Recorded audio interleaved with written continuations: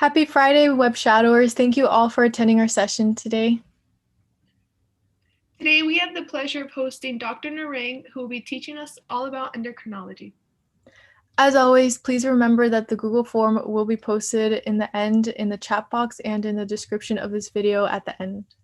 So with that being said, Dr. Narang, you may start whenever you're ready.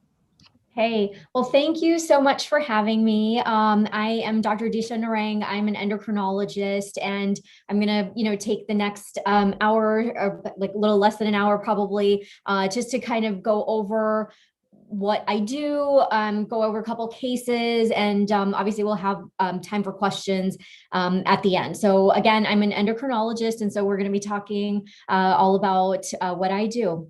So just objectives for the talk today. I'll go over, just a bit of my background, what's endocrinology, why I chose this. We'll go over a couple of clinical cases, and then just, kind of tying it up at the end and what all of it means, and then future planning. So my story, I was actually born in India and we moved to the US in 1990. I actually went to 3 different high schools. So I've moved around a lot and finally graduated high school in California in Palos Verdes.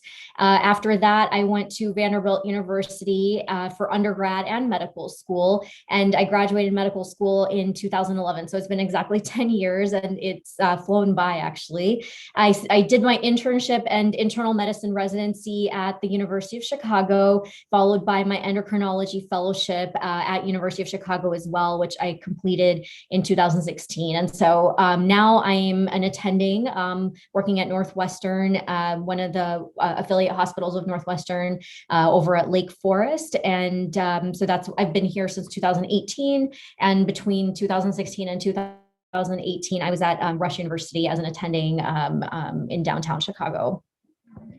So endocrinology, just a quote I found. So if you skew the endocrine system, you lose the pathway to the self. So when endocrine patterns change, it alters the way you think and feel. One shift in the pattern tends to trip another. So I thought that was very apt in terms of describing endocrinology, because it's all pathways. And if one pathway gets tripped, the other one, gets tripped as well. And we have to sort of use our problem solving skills to be able to figure out, well, how do we set these pathways straight?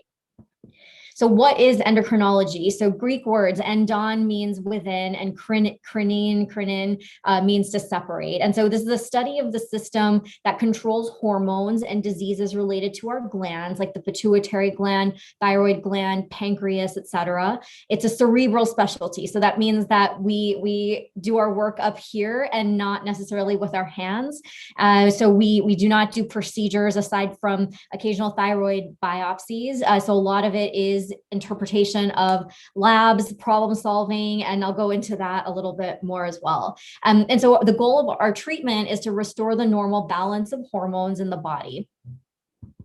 And so what do endocrinologists do? So common conditions that we treat are diabetes, weight management, thyroid disease, pituitary disease, reproductive disorders like PCOS and hypogonadism, bone disease and calcium disorders, adrenal disorders. And so this diagram just sort of outlines many of the glands that we treat. So it's basically all the glands in our body that secrete hormones. We somehow play a role in that. And so why did I go into endocrinology? So it is non-procedural. And so when you go into your rotations in med school, especially in your third and fourth year, one of the things that you're going to have to decide, do I want to do procedures? Do I want to work with my hands? Or do I want to, be in clinic and have a non-procedural specialty? So you'll know early on if you like doing procedures versus not. I guess one of the difficulties for me was that I actually kind of liked everything I did. And it was hard to get to this decision, but I'm glad I did. And then the other part of it is whether, you want to do mostly outpatient medicine or inpatient or both. And I'll go over my schedule as well. I do both inpatient and outpatient medicine.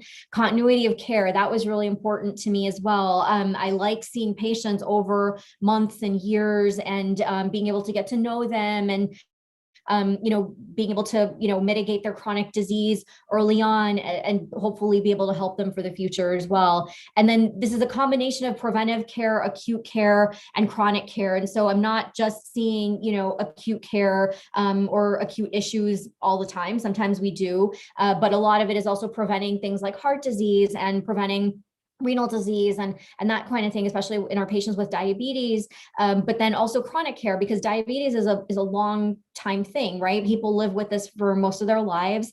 Same goes for thyroid and most of the other things that we treat. So we have a good combination of sort of seeing acuity versus chronicity. And then, like I said before, it's a lot of problem solving. So it's a combination of using lab interpretation and patient history to really, figure out what's going on. And a lot of it, labs sometimes don't define what the patient is going through. And so it's really important to focus on what the patient is saying and try to reconcile, well, this is what your blood work shows, and this is what your symptoms are. And how do we make that better?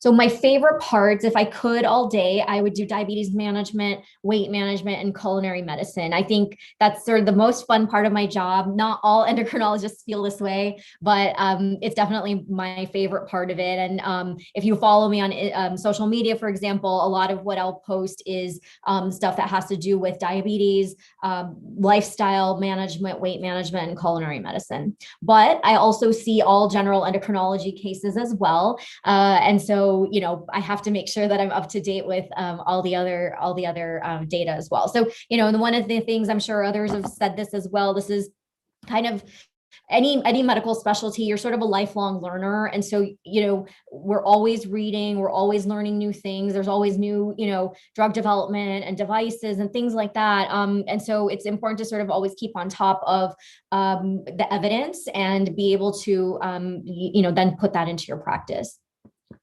So a day in my life. So I work 4.5 days in clinic, and I usually have a half day on Fridays where I do clinic in the mornings. I am booked out until July. I think actually as of today, it's August at this time. And so there's definitely a shortage of us in the medical realm. And so there's I'm booked out about 5 months. My partner here is booked out 6 or 7, and we book out quickly, right? And so it's you're busy. I've got full clinics scheduled, and it's a bit of a balance just to make sure that everybody can get in. And then every 5 weeks, I cover the endocrinology consult service, and then that means I'm on call over the weekend. So this week, for example, I was monitoring patients who are on the inpatient side of our hospital that the ICU team or the hospitalist team consults us for. So for example, if someone with super high blood sugars comes in and gets admitted, they're going to need endocrine's help to get their blood sugars down, or somebody who comes in thyroid storm, or, all the host of things that we treat, they call us to help them out for the patient's care. So it really is a team of doctors working on a specific patient that might be admitted in the hospital. And so we consult on a number of patients in the hospital. And then, for example, I'm on call this weekend, taking that service on. And so I'm also pursuing a license in culinary medicine via a program through Tulane called Health Meets Food. And then I recently took my boards in obesity medicine as well. My husband's a cardiologist. We have a 4-year-old son, and I'll talk more about that and just, life balance a bit later. So let's start off with a couple clinical cases. And these are sort of, bread and butter endocrine cases that, once in a while you'll see, but something that you should be very, very comfortable with if you are an endocrinologist. So case number 1. This is a 42-year-old woman with no past medical history who presents to the clinic with 20 pounds weight loss. The patient notes that for the past 3 months, she's continued to lose weight unintentionally, no matter what she eats. The patient states that each time she walks a little faster or has increased physical activity, she can feel her heart racing, and often she feels shaky or jittery. Her family members have noticed that her eyes have started to bulge a little bit. She's also experienced some increased eye pain and redness. Oops. Oh, there we go. So family history, it's significant for her mother having a history of hypothyroidism, and her grandmother had a history of lupus. Social history, she smokes tobacco, smokes a half a pack a day for the last 15 years, and she just drinks alcohol socially. Her vitals, her temperature is normal at 98.6. Her heart rate is slightly fast at 115.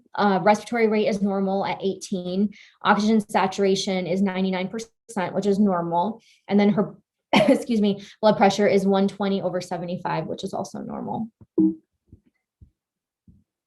So this is what her eyes look like. When her family said that her eyes were bulging, her eyes literally look like they're popping out of her head.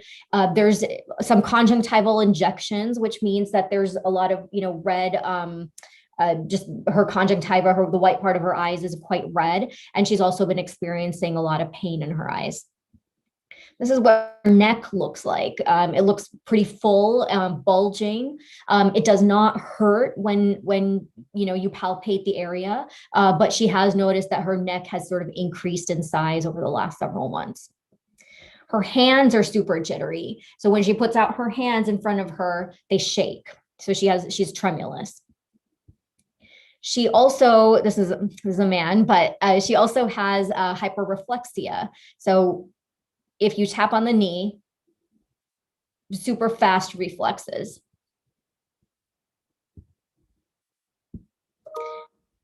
So lab values. So I'm going to just do the pertinence. Obviously, we do like a lot more of a further workup, but her thyroid stimulating hormone, the TSH, is less than 0.01. So it's very, very suppressed, whereas the reference range is 0.4 to 4. Her free T4 value is 4.5, where the upper range of normal is 1.5. Her total T3 is 114, with the upper range of normal at 178. And her TSI, her thyroid stimulating immunoglobulin, is positive. On imaging, this is what her thyroid looks like.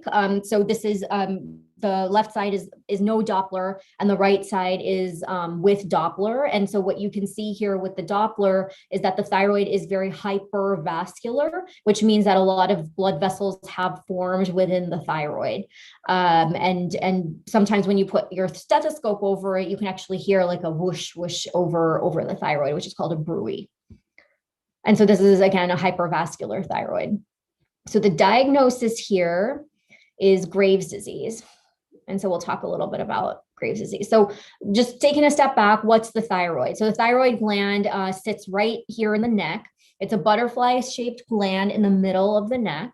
It's located below the larynx, which is the voice box, and above the collarbones, which is your clavicles.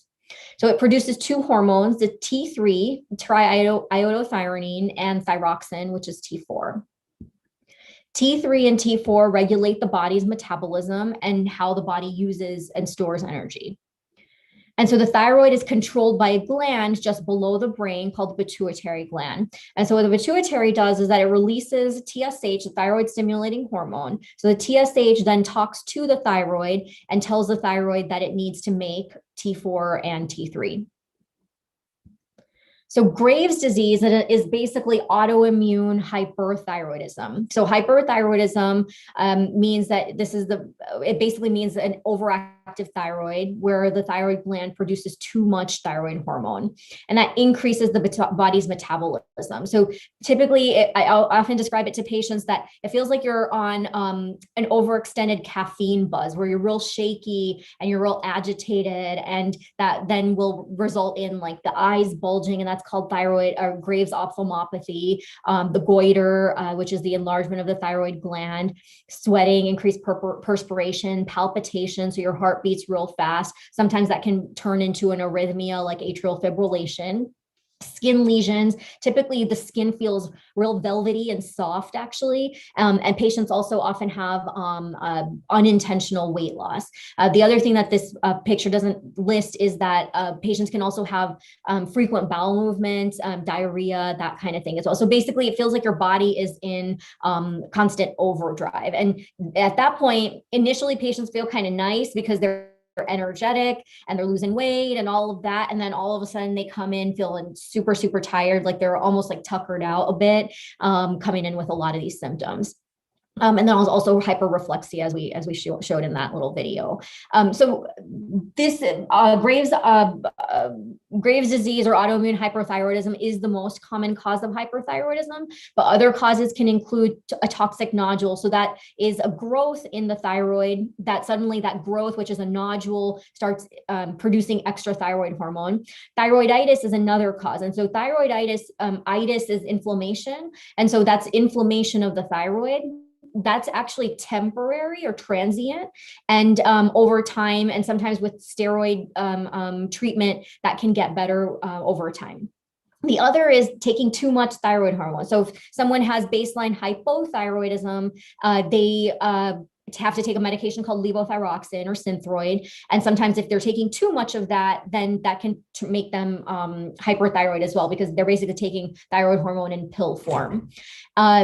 The other is, and this is something I've seen as well, is supplements. And so people will get these, thyroid support supplements off of Amazon, or iodine supplements or kelp supplements, thinking that it's a good thing to take. I had a patient back when I was a fellow. She was a bodybuilder, and she was told by her coach to, get some supplement off of Amazon. Turns out that a majority of that supplement was actually T4. And so she came in thyrotoxic to the ICU just a day or two before her bodybuilding competition. So, this just sort of is to emphasize that supplements are not always benign.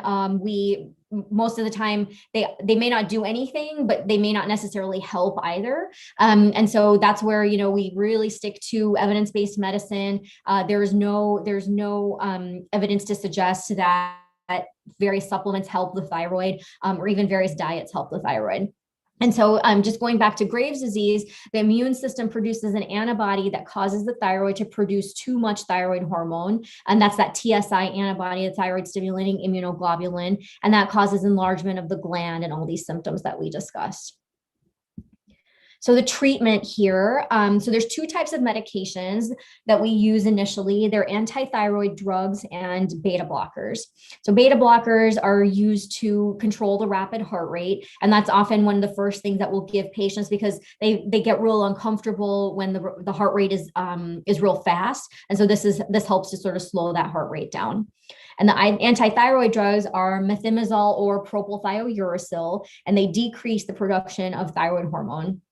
Methimazole is usually preferred due to the lower risk of side effects like liver injury, but propylthiouracil, PTU, is preferred in the first trimester of pregnancy because methimazole can cause birth defects. Radioactive iodine, that is a more permanent way to treat hyperthyroidism. And so once patients may get stabilized on the methimazole or the PTU, you could transition them to the radioactive iodine. So basically that sort of shuts off the thyroid, and it doesn't get rid of the tissue, but it basically renders the tissue ineffective, or like it just turns it all off. And so it's given in liquid or capsule form, and that's usually done via nuclear radiology at the hospital. And then, of course, surgery, that's another permanent way to treat hyperthyroidism. It's done much less frequently now. Back, in the last generation, or even before that, the way to treat hyperthyroidism was just to take it out. Now radioactive iodine helps to sort of prevent surgery with the same goal of sort of shutting off the function of the overactive thyroid. But we still can recommend thyroidectomy for example, if the goiter is blocking your airway. And so if you're having trouble breathing and if you feel like you're choking, if patients are unable to tolerate their anti-thyroid drugs, or if they don't want radioactive iodine, for example. Also active Graves' eye disease. So active ophthalmopathy is a significant indication to get a thyroidectomy. And then severe hyperthyroidism. So if patients are severely hyperthyroid in terms of, by that I mean like thyrotoxic, like in the ICU, and everything is just sort of revved up and medication is not necessarily controlling their thyroid levels, then the best thing to do would be to take them to surgery. So follow-up. So post-treatment, patients actually become permanently hypothyroid. So if you take out the thyroid or you ablate it, basically you become hypothyroid. And so that's the reverse of what was happening before. So they're started on levothyroxine or Synthroid. The goal is to keep that TSH within range. And so once stabilized, then patients can get lab draws every 3 to 6 months to monitor the TSH, and then we adjust the levothyroxine dose as needed. Some patients, though, because this is an autoimmune disease, may have a recurrence of Graves symptoms. A fraction of patients can go into remission with Graves as well, so they might not need medication forever. They might take it for several months or a couple years, and then they go into remission. But then they can also, have a recurrence of their symptoms as well. So we've seen that in the hospital too, and they come in with the same symptom: palpitations, shakiness, all of that, like that revved up sensation. So, okay, so let's go into case number 2. I'm not sure if people have questions or if we're holding them till the end, but I guess just let me know. So the second case is a 35-year-old male with a past medical history significant for high blood pressure, class 3 obesity, and who has a BMI of greater than 40 and high cholesterol. And he is presenting to endocrinology with fatigue and increased thirst and urination. So increased thirst is polydipsia, increased urination is polyuria. So the patient's primary care physician noted on labs last week that his blood sugar was elevated to 392 and referred him then to endocrinology. So he has had issues with more blurry vision in the last few months. He occasionally notes some pins and needles, that sensation in his feet. He works at a bank. On diet recall, he says that he eats eggs and bacon and 2 pieces of toast for breakfast, along with orange juice. For lunch, he has McDonald's, burger, fries, pizza, sometimes some sort of takeout, just because he's busy at work. For a snack, his mid-afternoon snack, he'll take chips out of the vending machine. At dinner, he'll eat some sort of protein like a meat, chicken, or fish, occasional corn or beans, loves his potatoes, and then has either rice or pasta with his meal. And then for a late night snack, he'll either have some sort of dessert or some chips. And then for his beverages, he usually chooses juice, soda, or water. His activity is overall limited just because he has a desk job and then he's got a busy home life with young kids. And so his family history, his mother has a history of type 2 diabetes, high blood pressure, and obesity. The father has a history of type 2 diabetes, heart disease, and obesity as well. His social history, he was a former smoker. He drinks alcohol socially. Vitals, he has a normal temperature, heart rate is 75, which was normal. Respiratory rate at 18, also normal. Blood pressure, 135/85, which is slightly elevated. His O2 saturation is 98%, which is normal, and he is 253 pounds. So this is what he looks like. So the neck here, that darkening of the neck, it's called acanthosis nigricans, and his belly is obviously quite distended, and you can see, I'm not sure if you can see this that well, but you can see some sort of skin colored stretch marks on the belly as well. And then his feet look like this, where we call this venous stasis changes. And there's a little bit of toenail fungus here as well, which we call onychomycosis. So pertinent labs, there's a lot more other labs that we would get as well, but his A1C, which is his average glycosylated hemoglobin, is 12.5%, whereas the normal is less than 6.5. His urine microalbumin creatinine ratio, which basically is how much protein you are urinating, is 48, whereas the normal is, the upper limit of normal is 30. Creatinine, which is the renal function, is slightly elevated at 1.63. And then the thyroid stimulating hormone, the TSH, was normal at 1.15. The LDL, which is the bad cholesterol, is elevated to 165. And so again, these are just the pertinents, but we would obviously get a full panel of labs normally. And so what do you think the diagnosis is? It's going to be type 2 diabetes. His A1C was 12.5, whereas the normal A1C is less than 6.5. Class 3 obesity, which means a BMI of greater than 40, and then hypertension because he did have an elevated blood pressure. We'll focus on the type 2 diabetes for now. And, obviously if there's questions about the hypertension and all of that, I can answer that later as well. So diabetes encompasses a variety of diseases. It's a heterogeneous mix of diseases resulting in hyperglycemia and its associated complications. And by the complications, I mean retinopathy, so diabetic eye disease, neuropathy, diabetic nerve disease, and then nephropathy, which is kidney disease. So type 1 diabetes is autoimmune, and it's an absolute insulin deficiency. So that basically means that there's antibodies, just like with what you saw with the Graves' disease, there's antibodies that tell your pancreas to stop making insulin. So the beta cells of the pancreas no longer make insulin. So patients with type 1 diabetes require insulin for survival, because their pancreas no longer makes it.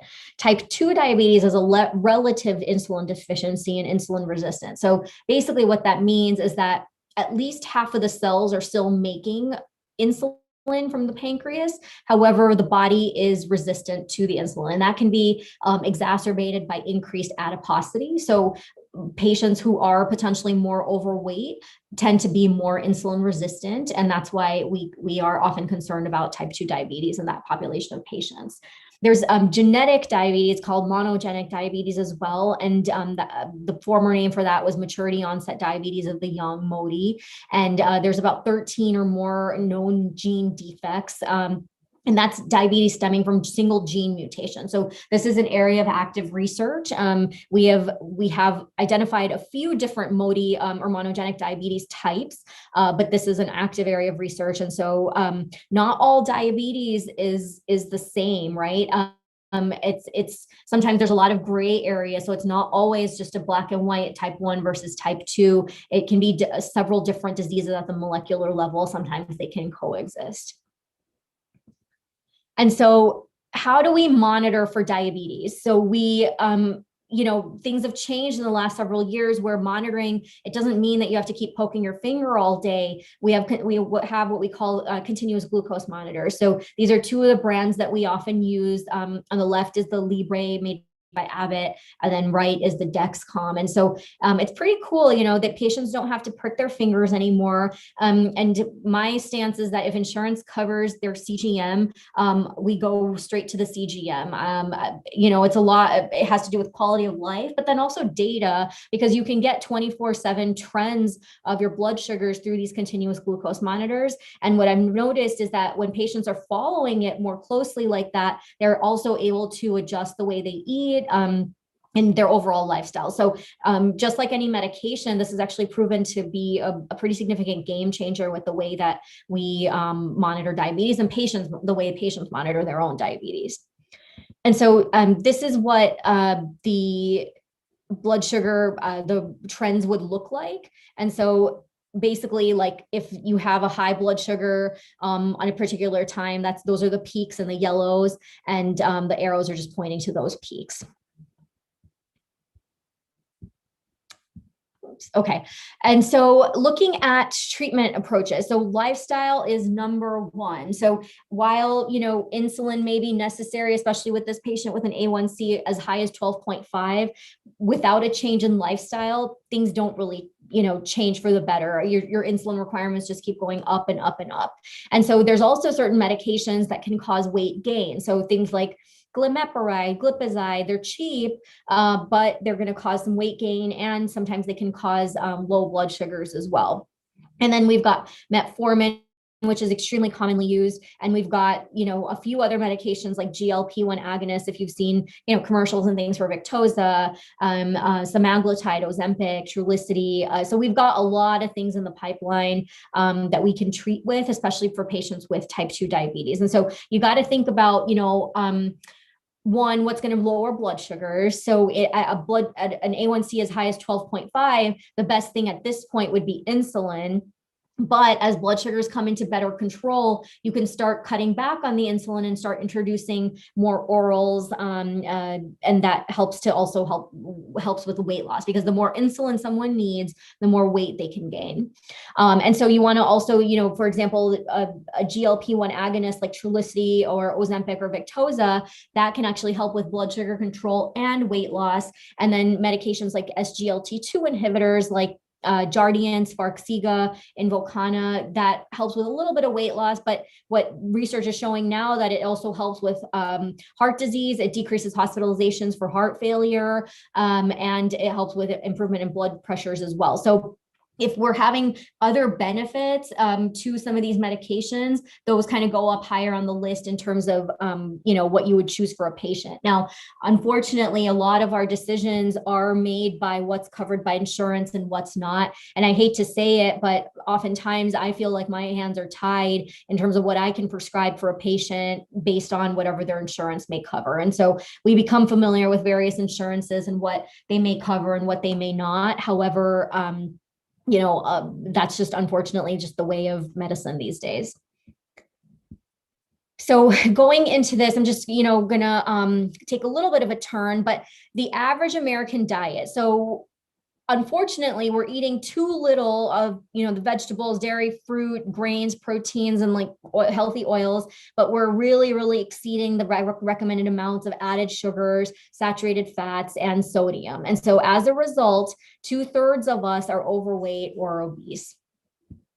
So this kind of brings me into culinary medicine. So, the adage here is that let food be thy medicine, and thy medicine shall be thy food. And that was a quote by Hippocrates.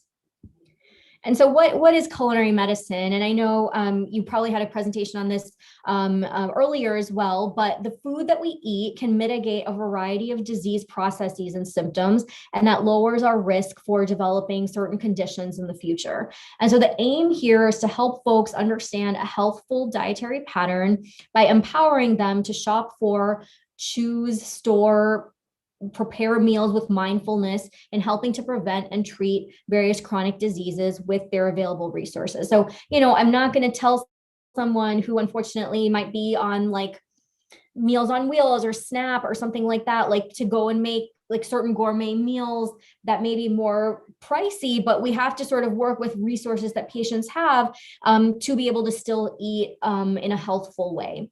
And so oftentimes, unfortunately, patients feel inadequately educated about how and what to eat in order to manage their health concerns. Now, so many patients have been told by doctors okay, well, you've got to go eat healthy. Well, what does that exactly mean, right? Or cut your carbs. Well, what kind of carbs? Does that mean everything? Does that mean fruit? Does that mean, so it's really, really important to have an intelligent discussion with your patient about what all that means, because just telling somebody to, okay, go eat healthy and send them on their way is actually counterproductive to their management of, for example, their diabetes, or, if they're coming to you for weight loss issues or something like that, it's not necessarily helpful to just tell somebody to go lose weight. And so we want to kind of delve a little bit deeper. Well, what does that mean? And what does that mean for that patient? What if they're another, ethnicity and they eat a different kind of food than I do? How do we understand how to manage the way that they eat during the day while still being able to eat per, cultural preference and that sort of thing? So, there's tons of diets out there, right? There's the paleo diet, ketogenic diet, Atkins, South Beach, Whole30. I mean, list goes on, right? And all of it is just a little overwhelming, nor is there evidence really to suggest that any of them really work long-term. So what we typically will recommend is, really focusing on whole foods and mostly plants, right? Now I can't tell someone who's eaten meat their whole life to just go cut it out and start going, plant-based fully. However, it's not to make somebody completely change the way they eat or cut out what they like. It's really to sort of increase the emphasis of higher fiber, cleaner foods, right? So that's kind of like your fruits, your veggies, your whole grains, rather than refined carbs and processed foods, and really up your beans, lentils, like plant-based proteins. And so again, there's no benefit of telling someone who's eaten meat like for both, breakfast, lunch, or all three, breakfast, lunch, dinner, their whole lives, and tell them, okay, well, you're going to go vegan now. Patients come in feeling really shamed, nor are they able to sustain that. So little changes can go a long way. So if that means that, I don't know, maybe with dinner, instead of eating potatoes as, your vegetable, maybe you can add a salad in instead, or instead of eating a whole plate of pasta, maybe we can cut that back in half, and maybe we can put in whole wheat pasta or whole grain pasta rather than the white pasta, and add in more salad, or add in, something more like higher fiber or more rich in protein, like a salmon or something like that. So again, the goal here is minimally processed plant-based foods. The more of it you can add in, the better you are. So this does not mean a whole change of lifestyle or anything. If you really want, I don't know, that burger once in a while, like go for it. But I think it's that mindfulness of like, well, if I add more fruits and veggies in, or beans into my day, overall, it's going to really help things along. So plant-based also is not benign, right? Plant-based on the left here is a vegan mac and cheese, fries, a little bit of broccoli, and a vegan cookie. So that's super processed, lots of added sugar, and it's just not like low in nutrients. Whereas the right side, it's whole food ingredients, right? It's got like all your fiber, it's got your legumes, your veggies, your nuts, all of that stuff. And so that's overall pretty nutritious salad. And it's a high fiber and overall conducive to both, weight loss, both for diabetes, like glycemic control, et cetera. Again, this is not like a statement that everybody needs to be vegetarian or anything. I'm not vegetarian, nor do I tell my patients to do that. But again, adding more vegetables in, always a good thing. So going back to this patient on follow-up, so he implemented the medication recommendations and lifestyle changes. So he started increasing his exercise. He changed up. He stopped eating the fast food during the afternoons and started packing his lunch, and started to eat, salad with grilled chicken, some of the days. But overall, you can see that that's really affected the way his blood sugars have panned out. So now his blood sugar average has dropped down, from before he was in the 300s, high 300s, now down to 152, which is actually close to a hemoglobin A1C of 7%, which is down from 12.5%. And so this is 100%, like if patients are on top of it, and you're giving them the right resources to be able to make those improvements. I see this all the time. And so it's not impossible. Like if somebody comes in with high blood sugars or, some of these other issues relating to their weight, it's not impossible to turn this around. And so polydipsia and polyuria have improved. So oftentimes when patients come in with really high blood sugars, that causes the increased urination and increased thirst. Patients lost 35 pounds and overall feeling more energy. And so I always tell patients, when your brain is swimming around in high blood sugars, like this person was at 300s before, your brain just doesn't function well, and you feel more tired, more lethargic, and overall just not well. And so once blood sugars come down, you realize like, oh, well, I don't feel as tired. I can think more clearly. And patients overall feel a lot better at a more normal blood sugar.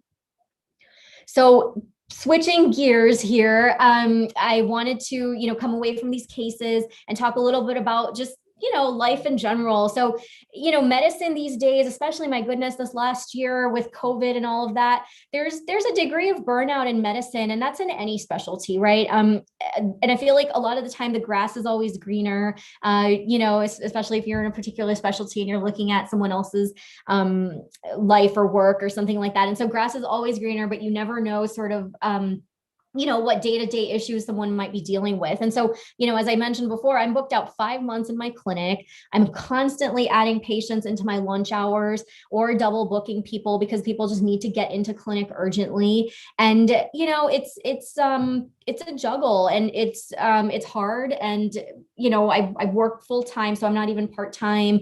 And, like some weeks are better than others, but this is just unfortunately like there's a shortage of endocrinologists, and we're just really we're strapped a little bit right now, and so that's just the reality of it.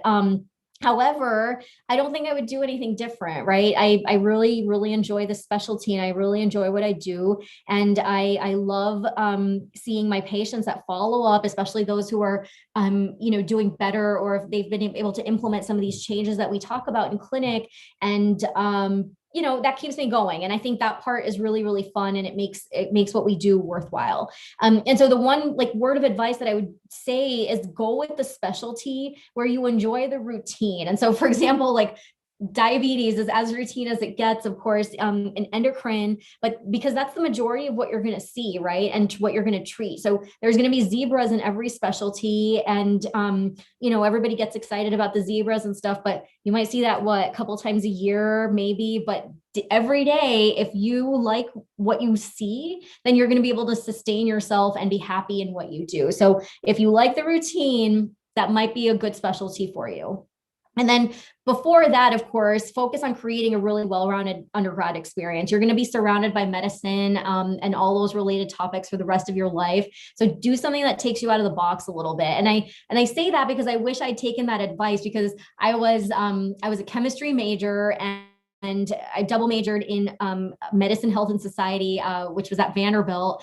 And I knew I wanted to be a doctor like as a kid. And so I was just so excited to sort of be in that mix in undergrad, that like, I wanted to get into it as soon as possible. And, looking back, I've been doing this now for 18 years since I started undergrad. And so I wish that I'd taken a little bit more time to take classes that I wouldn't have had a chance to take otherwise. Like I remember I actually really, really enjoyed my English classes in college, and read all these like famous dramas and things like that. And I really, really enjoyed it. And so if you have the chance, and through electives and the core curriculum and everything in college, you typically have to take some science or pre-med classes, but make it a point to do it more, especially if your schedule allows, just because you're never going to have that chance again. Try to study abroad if you can. It's a busy several years ahead of you. And so you're going to be entrenched in it for a while. So, think out of the box a little bit for now.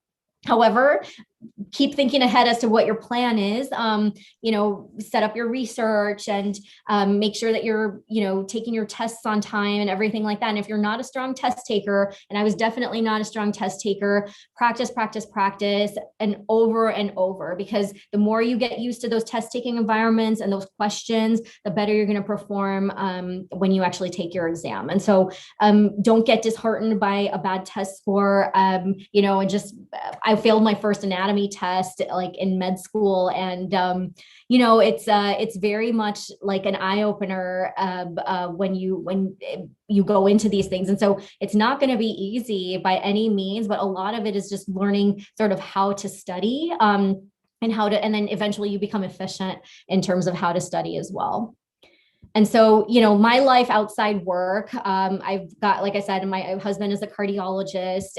We've got a 4-year, he was an infant then, but now he's 4.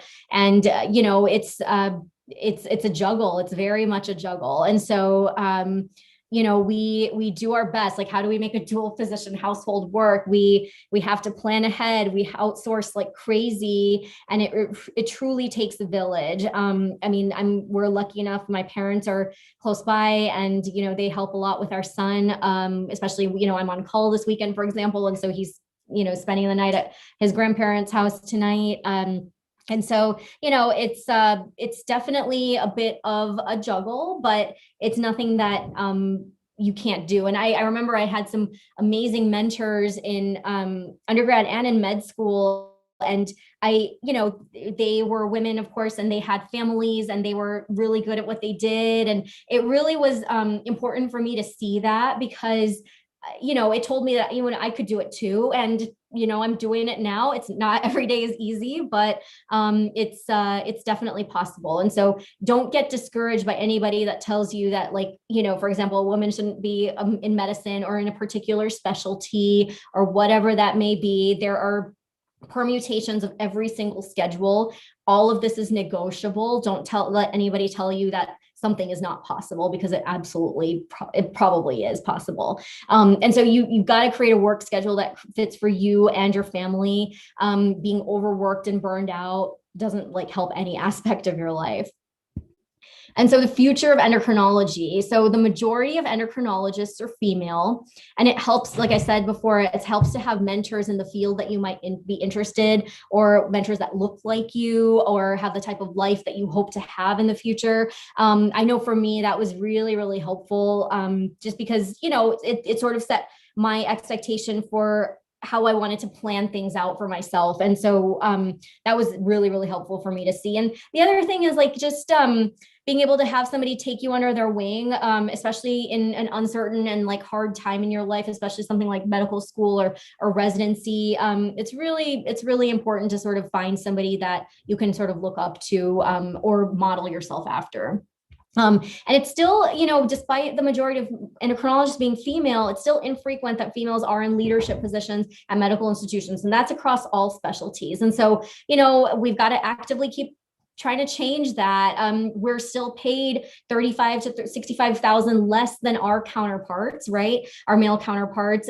So, we keep on working, we keep on bringing awareness and breaking those glass ceilings. And so, I'm still somewhat at the start of my career. I'm 5 years into being an attending at this point, but this is something that, I've sort of grown to learn, and this is a conversation that is going to continue to happen. And I think as more women go into certain specialties, I think that's going to become an emphasis here. And I think, even on the national stage in any specialty, this is an ongoing discussion. And so that's definitely not over.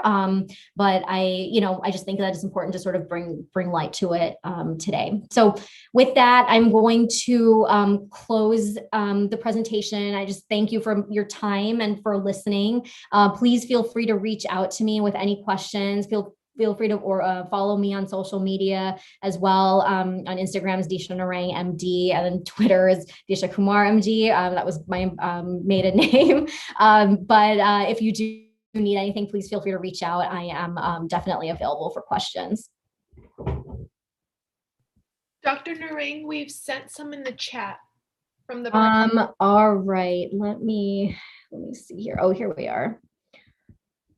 Okay, so I'm sorry, I did not see these earlier. So somebody asked, because of the goiter, can sleep apnea be another symptom or complication of Graves' disease and hyperthyroidism?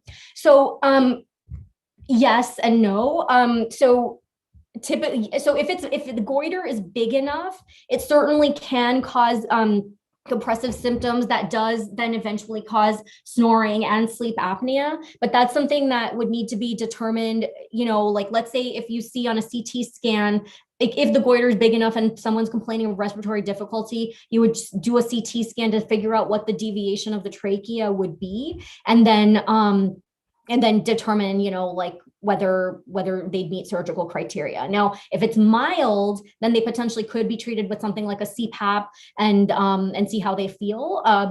But typically, sleep apnea, it doesn't necessarily happen more from a thyroid enlargement. It more happens because the neck girth, the fat around the neck, is basically compressing your breathing tube, especially when you're sleeping. Okay, and then so darkening of the skin, yes, that can be a sign of diabetes. It's called acanthosis nigricans. So you can see it around the neck. You can also see it in the armpit, the axillary region, and also in the groin region. All right, do you know if there's been any effective gene therapies made available for specific types of monogenic diabetes? So there doesn't seem to be gene therapies, but there are other therapies. So for example, there's MODY. One of the types of MODY can be easily treated by glipizide, a sulfonylurea. And the reason why that's significant is because a lot of these people are misdiagnosed early on.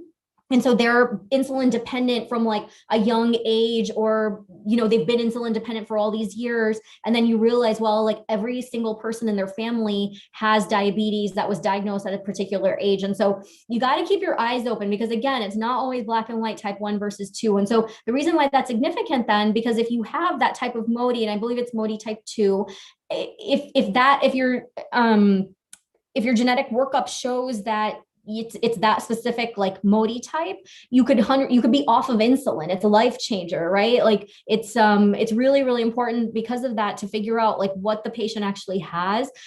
Because I mean, insulin is not easy, right? It's especially for someone with type 1 or even like a certain type of MODY, that certainly could really change their lives if they can switch from insulin to a tablet. But there's not gene therapies available as yet that I know of anyway. All right, so would a tumor in the cortex of the adrenal gland that upregulates the production of cortisol dramatically affect the heart rate and the sympathetic nervous system in general? That's a great question. So that so the adrenal gland makes a couple different hormones. That it creates cortisol, it creates aldosterone, and epinephrine, like norepinephrine. So that's like your catecholamines, and then a smaller amount of androgens. And so the cortisol elevation doesn't necessarily affect heart rate, but cortisol excess is like taking like extra steroids, like a lot of prednisone, for example. And so that'll cause issues with weight gain, with obesity. It'll cause like bone loss, like osteoporosis. What else? It'll, the stretch marks, which we call stria, like purple stria, bruising. And so basically what that creates is a Cushingoid phenotype. And so it won't necessarily cause increased heart rate, but what will cause increased heart rate is a tumor called a pheochromocytoma, which is a tumor that creates excess adrenaline or like epinephrine, norepinephrine, and that's going to like upregulate the sympathetic system. Okay, how do you approach a patient when sharing these types of resources and information so they aren't overwhelmed? Yeah, so that's why follow-up is so important. So you don't want to overwhelm patients that much at the beginning. And I think sometimes, so I often give them a quick sheet that I think people actually do find helpful, where I outline like in like a green, yellow and red, like these are the foods that are going to keep your blood sugar stable, and these are the foods that are going to increase your blood sugars. And I think sometimes just visualizing that really helps. And I tell them like, okay, well, if you're going to eat something, like try to make it out of like the green and yellow sections rather than really increasing the intake of the foods in the red. And the foods in the red include things like rice, tortillas, pastas, juice, things like that, like basically like refined carbs.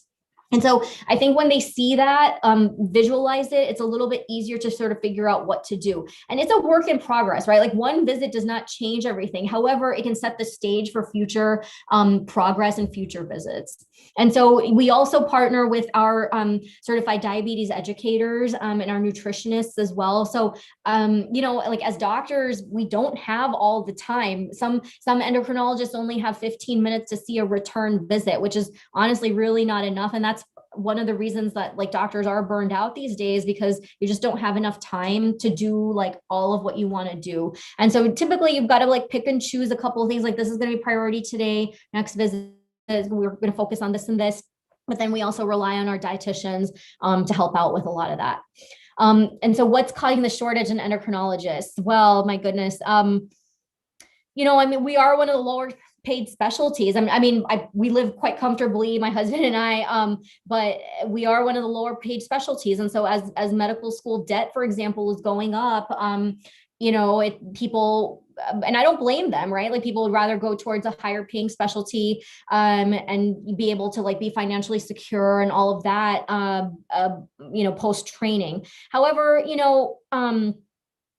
I think it's because of that. And I hate to say it, that's the reason, but, and I think that there's also more people don't need to know what we do as well. Like, right. There's no medical school rotation that introduces students to, well, this is the field of endocrine. I remember in my med school, we had maybe like a couple weeks, lecture on just like, like diabetes and just the endocrine system in general. but that was about it. And I never rotated in endocrinology then until I went in as an elective as a resident. And so sometimes people just aren't, it's not in front of them, right? Like they don't know about it. And so that's where I think like that knowledge is power, right? Like know what you're going into, know what's around you, and know what your options are. The other specialties I considered, gosh, I I liked a lot of things. I initially thought I would do OBGYN, and actually in that I thought I would do REI, which is reproductive endocrinology. And that's like a little bit more procedural than what I do now. I also thought about pulm critical care, and I think, yeah, I think those were like the two big ones I thought about. And then, of course, you know, as a internal medicine resident, I did my elective in endocrinology, and actually really, I loved it. So that's kind of how I kind of narrowed that decision down. And I'm actually glad I did. It's actually, you know, not to sort of characterize it in this way, but it's really helped my lifestyle in terms of being able to balance like my family life and my work life. And I still really get to do what I love. I've been doing diabetes research since I was an undergrad. I didn't know at the time that I was going to become an endocrinologist, but I feel like, you know, sort of the stars aligned. And I feel like I've been doing diabetes related things since like I was an undergrad. And so it worked out that way, I guess. Let's see, do you see any overlap with other internal medicine subspecialties within the conditions that you see? Yes, absolutely. So we have, there's so much, oh my gosh. So fatty liver disease, for example, my goodness, like the gastroenterologists and us work a lot together because fatty liver disease is often caused by weight gain. And so they refer to us to help with weight loss, and that helps, you know, their liver disease. What else? Hem-onc with our endocrine disruptors. A lot of our oncology patients are on high dose steroids because that really drives up their blood sugars. And so endocrine disruptors, there actually somebody asked about that as well. So common endocrine disruptors in the environment are different than what we're seeing like in the oncology standpoint, but from like an endocrine and oncology standpoint, it actually has a pretty significant impact on the way our hormones function. Like it has a very significant impact on the thyroid, and we monitor those patients quite closely. Who else? We see a lot of our patients with weight issues often have sleep apnea. So we refer to pulmonology and sleep medicine for that. So there is a ton of overlap. And I mean, nephrology, diabetic, you know, kidney disease, there's nerve disease. So we work with neurology. So orthopedic surgery, overweight problems cause problems with like people's joints, like their knees and their hips. So we're, you know, we've got like, we're working with pretty much like every specialty, actually. Urology with people who have low testosterone. So there's like a lot of back and forth with various specialties. All right. When a patient is experiencing various symptoms, but tests continue to come back inconclusive and contradictive, how would you continue with that patient and validate their concerns? So this is actually, wow. You guys are asking like awesome questions. So that is, it's hard, right? Like that's where some of being like an attentive doctor really comes into play. And I can't say that every patient necessarily, you know, like some patients may not agree with the doctor's management, and maybe like the medication that we prescribe doesn't fix their symptoms. And so it's oftentimes a conversation, figure out, well, like fatigue is a very common thing that I see, right? And patients think, oh, well, it's got to be my thyroid. I've got a significant fatigue. Well, you got to go down, you got to think out of the box. Like the thyroid gets a lot of credit for stuff it doesn't do, right? So if the thyroid otherwise is normal, well, are you sleeping okay? Well, then patients will say, well, I only sleep 3 hours a night. Well, you know, no wonder you're fatigued. You might have sleep apnea. There might be something else going on. Like, do you have fibromyalgia? Do you have, you know, like a rheumatological issue, something like that? So it's really, really important to kind of think out of the box with this. And that's why this is such a cerebral specialty, because it's not just, okay, well, your lab is normal and you're on your way. You've got to really listen to your patient and take into account what they're experiencing and what they're feeling before you just, you know, put them on a treatment. And then I've heard before that fat is an endocrine gland. What are your thoughts on that? Would you say it's accurate? Absolutely. The fat tissue actually, releases tons of hormones that regulate our hunger, regulate our ability to be sensitive to insulin. It's 100% an endocrine organ. And, the organ that's actually the most important in weight is actually our brains, because it responds to, all the hormones like your hunger, your satiety. And so weight is actually like a very significant endocrine process, because it's always the give and take of various hunger hormones and satiety hormones, to lead us through our day, or the way we eat, the way we exercise, all of that. And so, yes, fat is a very, very important endocrine gland. What could be the effects of a disorder in the endocrine system on the nervous system? What do you mean by that? Like diabetes, for example? I'm not sure if you can clarify.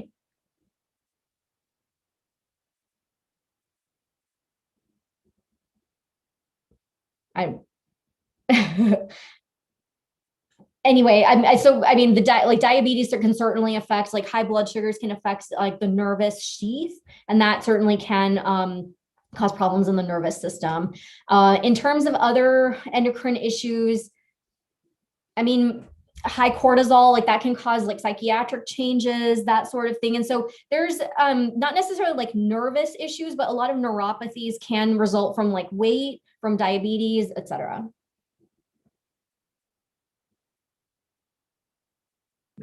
Thank you so much, Dr. Narang, for presenting for our web shadowers. We loved how passionate and knowledgeable you are about endocrinology. It made it feel like we were actually in the room with you. Thank you. Oh, good. I'm glad. Please feel free, to reach out with any questions. I'm more than happy to help. Thank you. And thank you for answering all of our questions too. It was an honor. Of course.